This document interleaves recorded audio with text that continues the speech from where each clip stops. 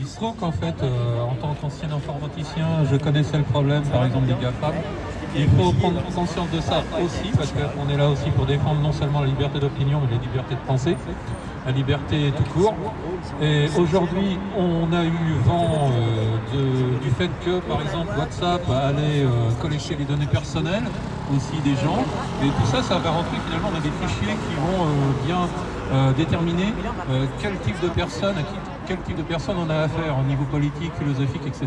Donc c'est tout à fait en corrélation avec le décret qui vient d'être voté, enfin, entériné par le Conseil d'État contre la liberté d'opinion. Aujourd'hui, on appelle finalement à se désolidariser des réseaux sociaux habituels comme Facebook, aussi des applications comme WhatsApp et aller vers des applications plus sécurisées. Les alternatives à Facebook sont par exemple VK qui est connu et on s'en fout que ce soit une ingérence pseudo-ingérence russe, on s'en tape parce qu'en fait ils ne collectent aucune donnée personnelle, et également Odyssey avec un seul s.com. Et en ce qui concerne WhatsApp, on conseille plutôt Signal, éventuellement, qui a été d'ailleurs conseillé par Edward Snowden, et à moindre effet, on va dire Telegram. Allez sur les alternatives. Il y a Mastodonte aussi qui est une alternative de Twitter. Parce que Twitter, Facebook, WhatsApp, tout ça, c'est le même.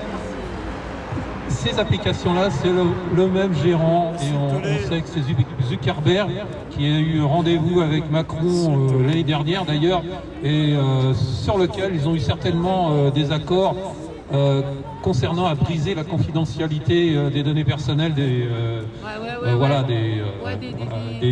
adhérents. Ce qui veut dire qu'aujourd'hui, je répète, allez sur Odyssey, allez sur VK, allez sur Signal, allez sur Telegram, parce que la contestation, elle est là aussi. C'est vrai qu'il y a eu un appel contre ce décret liberticide. Bon, en fait, il est juste symbolique, parce que je sais très bien que ça va rien donner. Mais en tout cas, la contestation, elle est là.